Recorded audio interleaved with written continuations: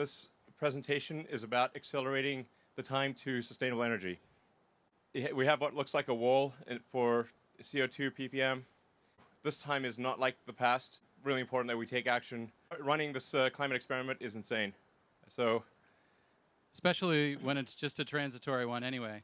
yes. We're going to run out of these fossil fuels. Let's just move to the future and not run this experiment any longer. So accelerate the transition to sustainable energy. We must produce more EVs. They need to be affordable and a lot more energy storage while building factories faster and with far less investment. Yeah. You basically need on the order of roughly 10 terawatt hours a year of battery production to transition the global fleet of vehicles to electric. It's a lot of batteries, basically.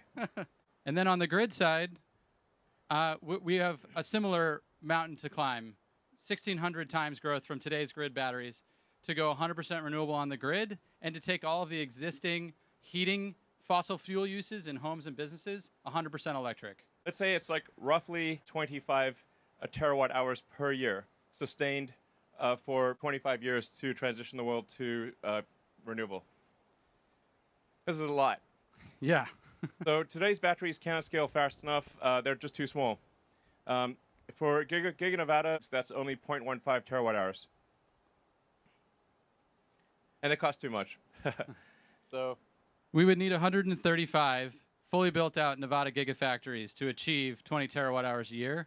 It's not scalable enough of a solution. We need a dramatic rethink of the cell manufacturing system to scale as fast as we can and should.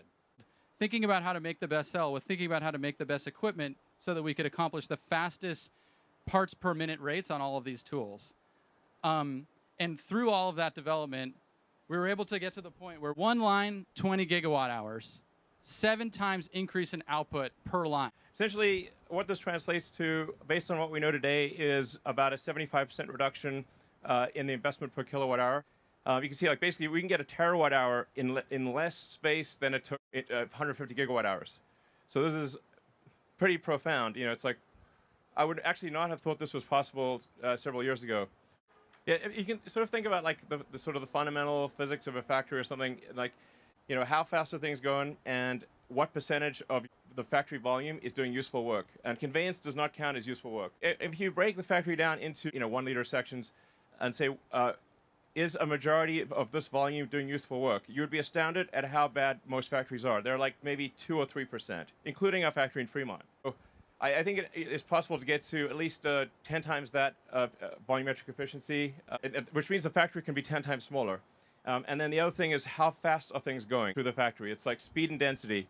This is what we're trying to do here, is say, okay, how do we, with one factory, achieve what maybe 5 or even 10 factories would normally be required to achieve?